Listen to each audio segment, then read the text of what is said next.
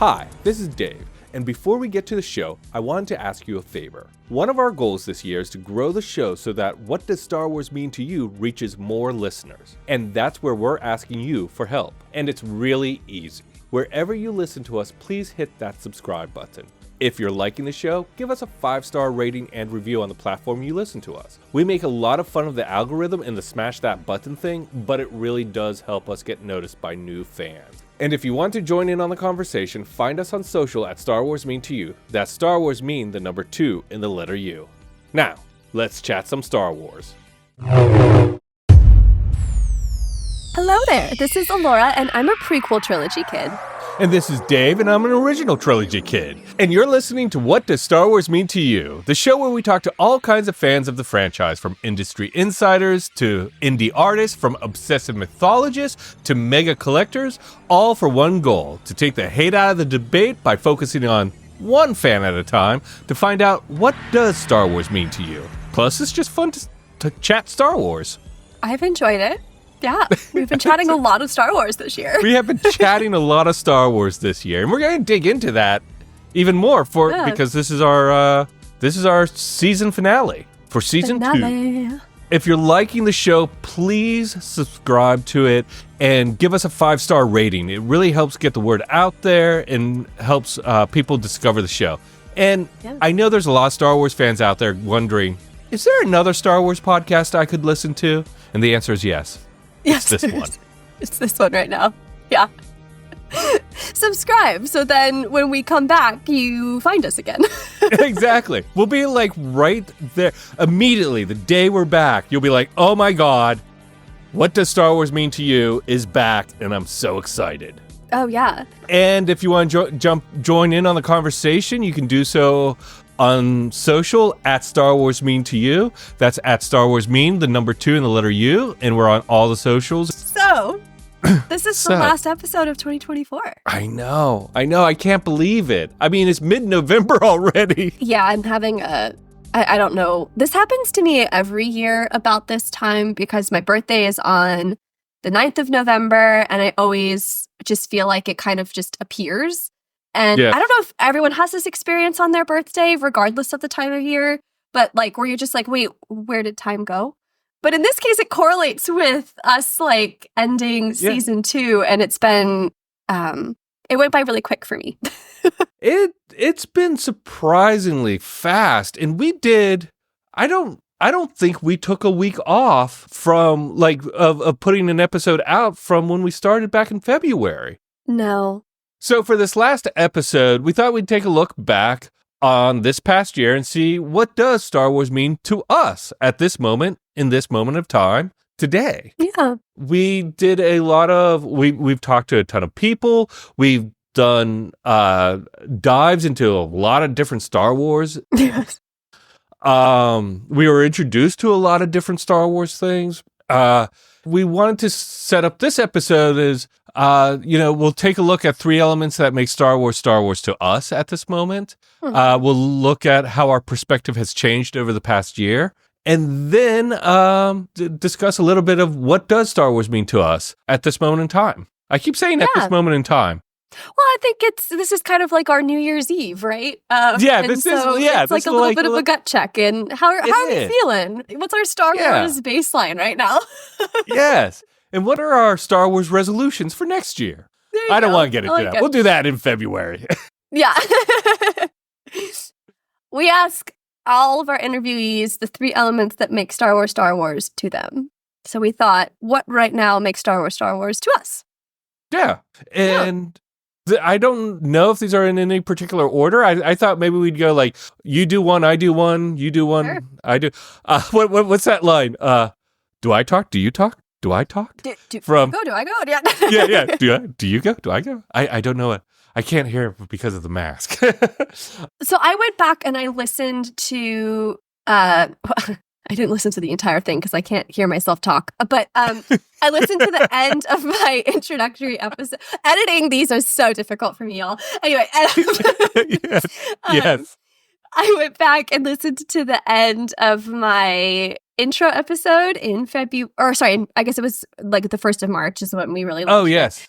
And The first answer to this question I gave at the time was droids. Because that'd be interesting to see how have my answers changed. Yes. Droids still hold true to me. But after spending this year interviewing like so many incredible people, I'm going to change my number one to hope, which is a very common theme that we have heard throughout pretty much almost every interview, especially this season. But for me right now in this moment of time, it's more than just like Star Wars makes Star Wars is Star Wars to me because of hope in terms of like the story narrative, but also for the viewer. I think that like something I've really picked up on and have had to kind of discover for myself too this year is like how much I turn to Star Wars when I'm looking for like motivation or hope or like, I'm trying to find other synonyms for hope and I'm not doing a very good job. But it's hard. But that's what it's it really is. Hard. It's hard. Like that's what it is. Like that's like I think I turn to it when the world feels unhopeful and I need uplifting. Yeah. Yes. And I think a lot of others resonate with that. I totally agree with that. And hope is a common one, which totally makes sense. I mean, out of the gate, A New Hope. Mm-hmm.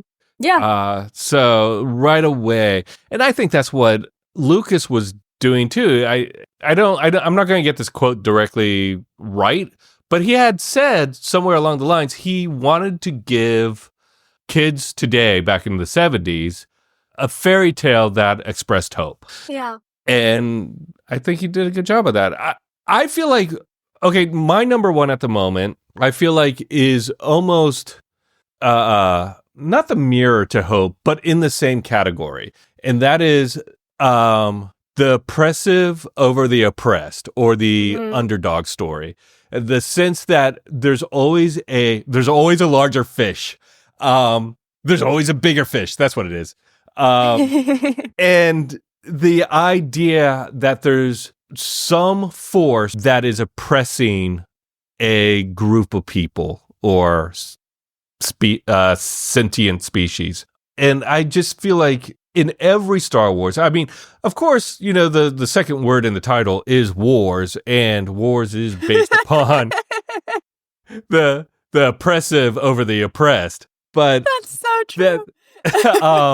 But I do think that's a continuing theme throughout all the movies, throughout all the stories, that there's an underdog trying to fight for a better tomorrow. Mm-hmm. Yeah. And it can be really inspiring, I think, to watch that kind of like those acts of heroism. Yes. When you're feeling maybe a bit more oppressed in your daily life in some capacity. Yes. Whether that's just maybe a job that's not fulfilling you or the state of the government. Like, yeah, could be anything. It could be anything. Yeah. What's your number two? Well, it was music in March or in February. But that's still true. That's going to be my caveat to all of these. Like, that's still true. Yeah. But I kind of wanted to like elaborate on it after this season and like kind of expand on that and saying it's more just like the storytelling of Star Wars in general, which is very specific. Vaguely specific. Vaguely specific. Because like I kind of wanted to expand that. I feel like the music really cements you into the experience of Star Wars, and that's why it was one of the three elements that made Star Wars for me. But after speaking with like the writers that we have this season, and these just like amazing creators like Kevin Scott, David Mindell, Meg Dowell, Brent Friedman, John Jackson Miller, like that's just a few. Wow. Like we've really talked to some incredible talent, and I kind of wanted to expand that to the written word too, like kind of that whole composition of it all. I think the intentionality and the craft of the like the world building and the stories that have been written both in, you know, more traditional Star Wars as we know and love in the trilogies, and then also in the novelizations and the canon and the legend stories, that the work really pulls you in and it all feels really relatable. And it's kind of amazing when you consider that that's been done by such a variety of voices and artistry, and like it's not just one person anymore. It's a tapestry. Yeah, it's this tapestry. And so I said music before, and now I'm going to say like writing storytelling, but the music, I think, even as we spoke about last week on the pod, cements a lot of that too with some of like the audio dramas and stuff. So I feel like the whole thing just kind of goes together. So I'm just going to say storytelling. Storytelling. Awesome. My number 2, I'm going to switch mine around a little bit just to align with you a little bit since we're on the subject. My number 2, I think when I thought up this question originally, my answer would be like lightsabers, music, lived in universe. Mm-hmm. Because I think the music is such a huge part of it. Yeah. Like you just hear that and you're like, oh, okay, I'm there. So I changed it from music to, I don't know if this is cheat or not, the audio. Because any more than mine? Because it's the sound design, it's the sound effects, it's the music, it's the snap hiss of the lightsaber, the themes the musical themes you can name. I can name more musical themes from Star Wars than I can name modern pop songs. Like, oh, that's hilarious. Okay. I probably could name more. I definitely can name more tracks from the Star Wars soundtracks than I can name Taylor Swift songs. I do not fall in that category, but I respect you for it. Yeah. But for you, it would be instead of Taylor Swift, it might be Billy Joel. There you go. Yeah. No, you're so dead on. And that's all part of it, right? It's maybe we could combine both of these and just say, like, the experience. Yeah, the experience. The very Star Warsian experience, Ternette. You just know Star Wars when you see it. And when you hear it. Yes. And it's so true. You really, really do. What's your number 3? I said costumes last time, and I'm going to stay with that. Ooh. Because I just feel like there's a look to Star Wars that you can't deny. And I know that this cancels out everything I just spoke about in the written world of Star Wars. But the old theater kid in me just has such a admiration and deep love for Star Wars costuming. So I might expand and say set design as well, because I think that kind of goes hand in hand a lot of time. Almost. It's the production value, but oh man, even walking around, a theme park like at Disney or something, like you may not know what a character's from if you're not well versed in Star Wars, but you could probably guess it's Star Wars just simply based off of the costume design for the character. Yes. And that's why I think it's so crucial. Yeah. That's amazing. Is there I'm going to guess that your favorite costumes are Padme's. I love Padme's costumes. They are pretty much my favorite ones, but I'll actually say too, I feel like they really just nailed everything, Imperial Army versus Rebel Fleet. Yes. It's so clear. And I would say that while my preference would be to own a flight jumpsuit or something, because I think that would be cool. I think that the design of the they should make flight jumpsuits in footy pajama style. I would buy one. Yes. I've always wanted a pilot's jacket that's very subtly Star Wars. Disney did one a couple years ago. They put out a pilot's bomber jacket, but it had they didn't do the Coco Chanel thing where they took one thing away. They just slapped on every idea that they had, and it was way too kitschy. But otherwise, I would have bought it. But I think that some of my other favorite costumes are actually anything having to do with the Imperial Army. I think that entire everything from the bridge guards to Vader to the Red Guards, it's all just it's perfect. Yeah. What about you? What's your third?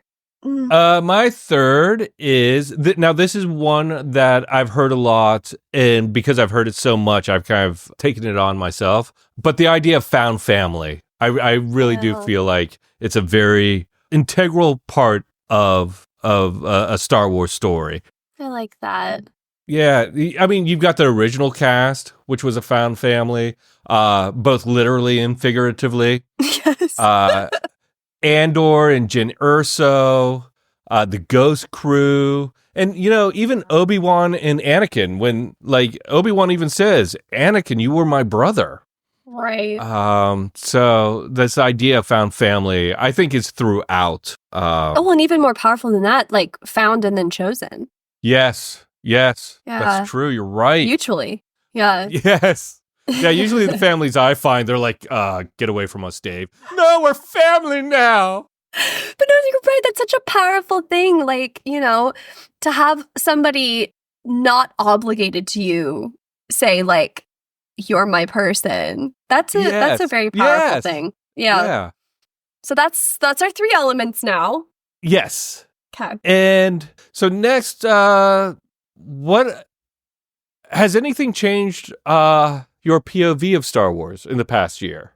I don't know if anything changed my point of view so much as my view was expanded. Oh, okay. I was introduced to so much more doing this podcast. I dove into the novels. I listened to audio dramas. I met the Bad Batch and the Rebels because I hadn't done that yet. I've read comic books and I've met with so many people from the community, both on this show, but then also like I've connected with so many fans of the franchise and luckily people who enjoy our pod as well on like, Twitter and online. And we've talked to collectors and we dug deeper into just Star Wars lore. And so I feel like I don't know if it's that my point of view has changed so much as I've just learned so much more about really complex characters like Anakin, or I now know so much more about like Ewoks and Wookiees and the art of the Star Wars comedy. One of my favorite conversations this year was with Charles Stewart Ross and about just kind of the actors behind masks and what it takes to be a physical actor in stories like this. And I don't know.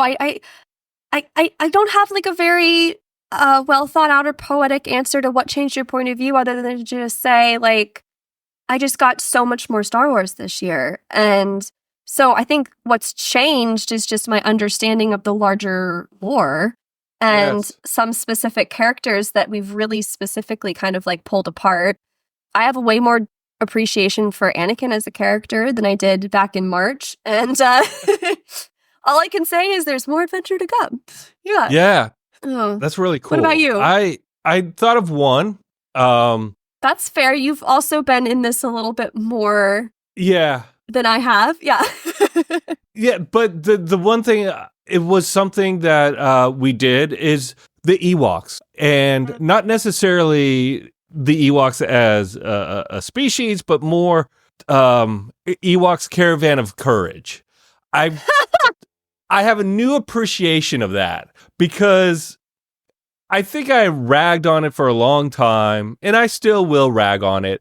Mm-hmm. But there was something about this, and I just discussed this with Ro on the Scarif podcast because we were talking about what other George Lucas project are you kind of fond of, and I'm kind of fond of the Ewoks because it showed how George, like I'm his best friend, how George Lucas was really trying to do something new on television, to bring a new production value to television, to tell a different kind of story on television, and also expanded a little bit the lore of Star Wars within the Ewok story, because the Ewoks had their whole kind of thing with like the pixies and their magic and their own enemies.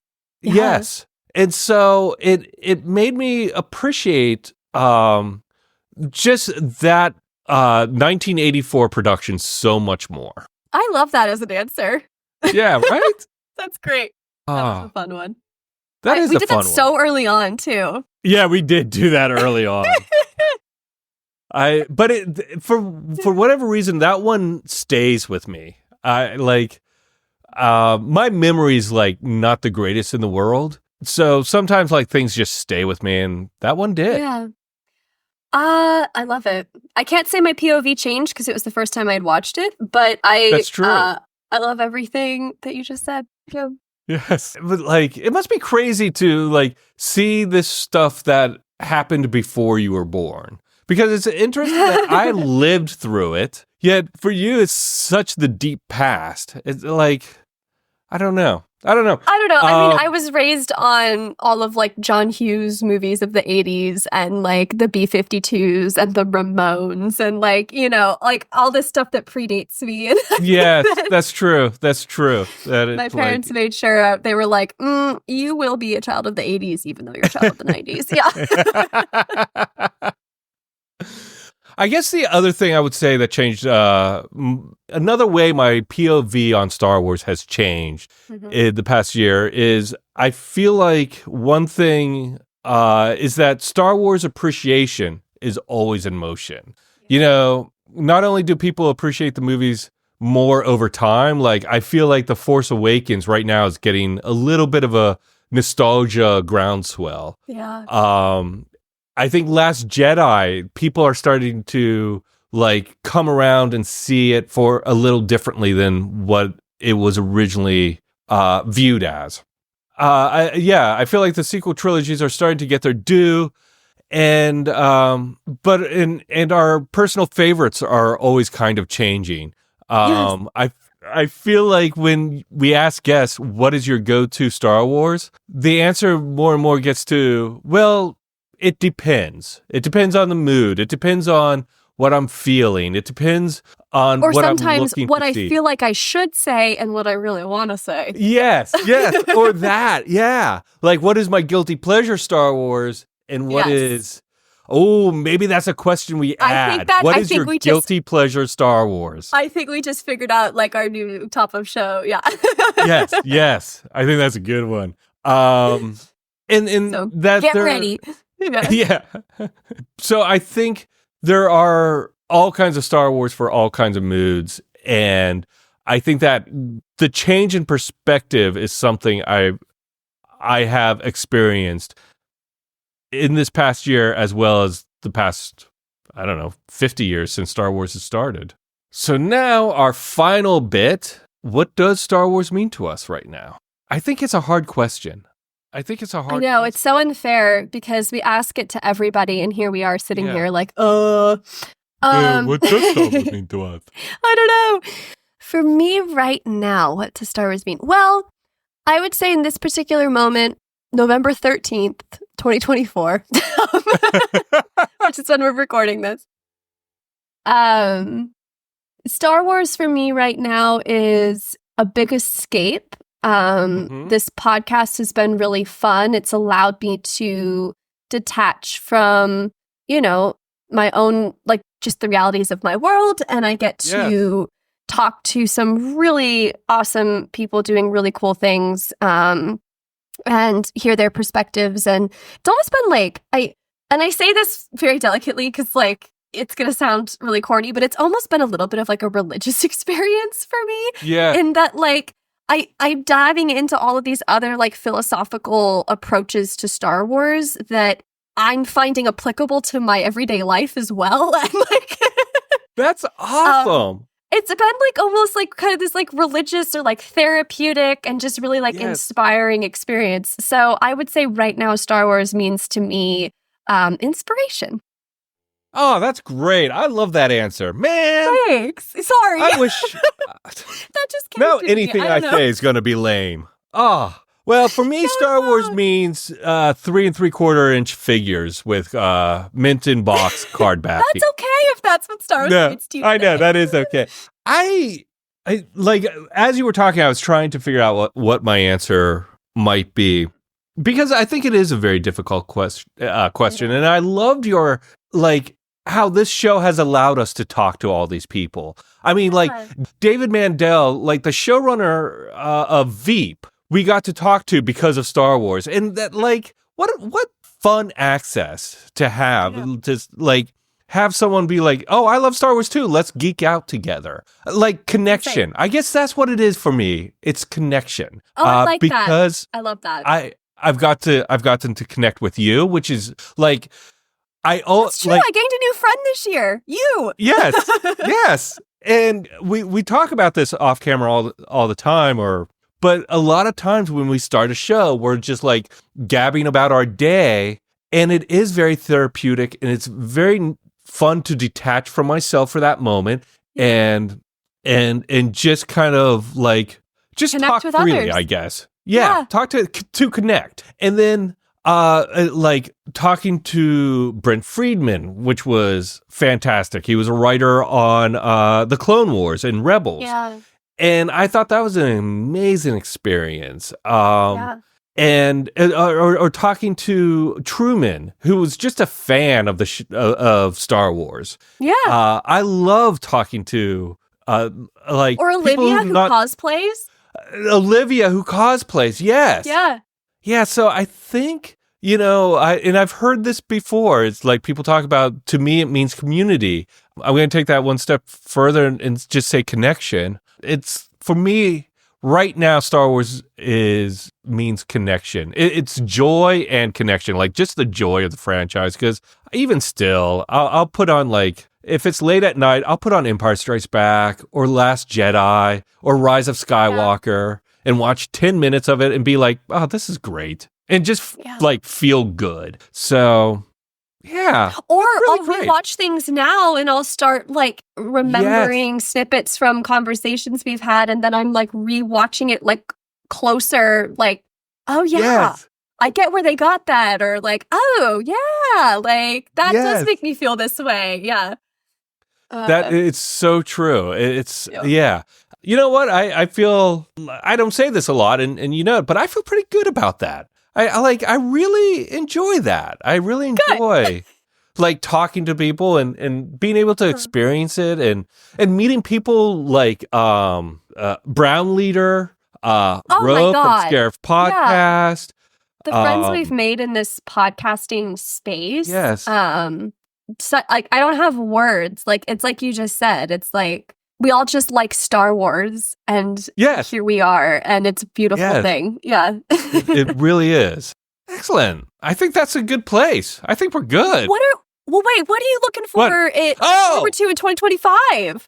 What am I looking forward to in 2025? My God, Andor 2, I think is obs. I'm so excited for Andor 2.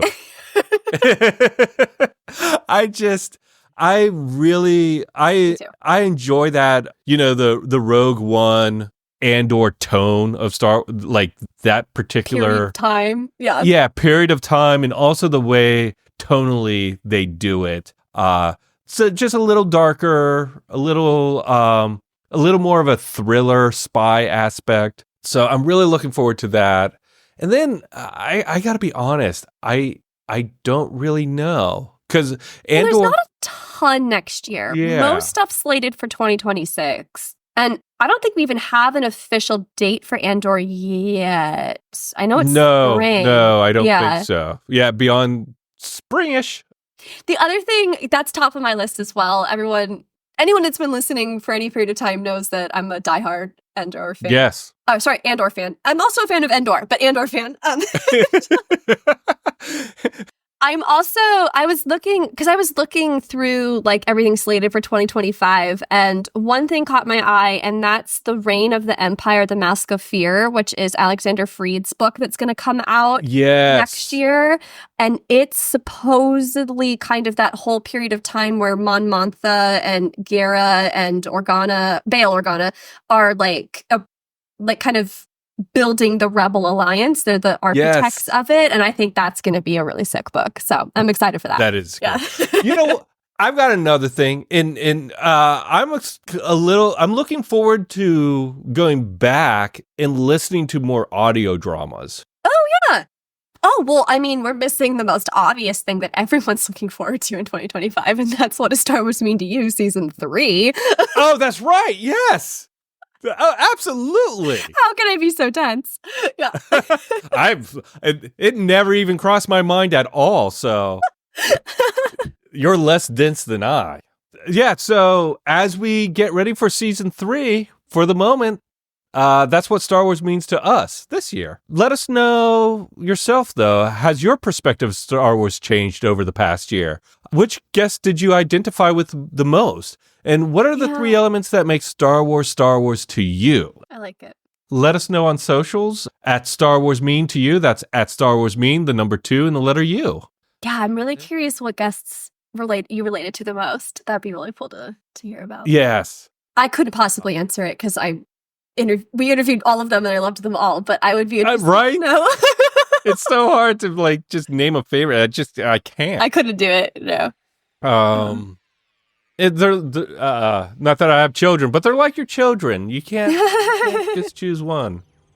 I always like when like Billy Joel, like, what's your least favorite song of yours? And Billy Joel's like, well, they're like my children. I like them all. No, I'm sure there's a couple. You're like, yeah, that one sucks. Every parent has a favorite.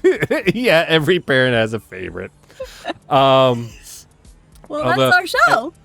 That's our show for this year. It will be back in 2025 with all new guests, new mini-sodes, and new ways to look at Star Wars. Until then, may the Force be with you. And with you.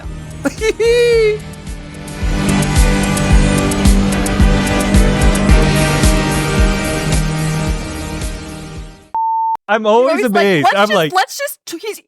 For those listening, because I highly believe this will be our secret scene. Yeah, and he's always like, 25 minutes max. And then it's like an hour in and he's like, should we wrap this up? Yeah, it's true. It's true. Well, it shows you how involved I get in the conversation. I love it. No. This time I'm going to get a countdown timer. I'm going to time us.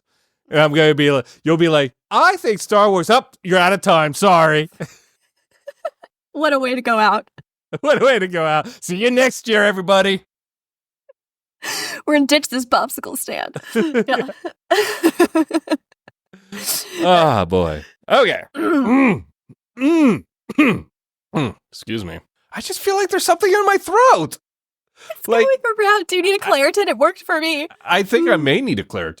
Hi, this is Dave. And before we get to the show, I wanted to ask you a favor. One of our goals this year is to grow the show so that What Does Star Wars Mean to You reaches more listeners. And that's where we're asking you for help. And it's really easy. Wherever you listen to us, please hit that subscribe button. If you're liking the show, give us a 5-star rating and review on the platform you listen to us. We make a lot of fun of the algorithm and the smash that button thing, but it really does help us get noticed by new fans. And if you want to join in on the conversation, find us on social at Star Wars Mean to You. That's Star Wars Mean, the number 2 in the letter U. Now, let's chat some Star Wars.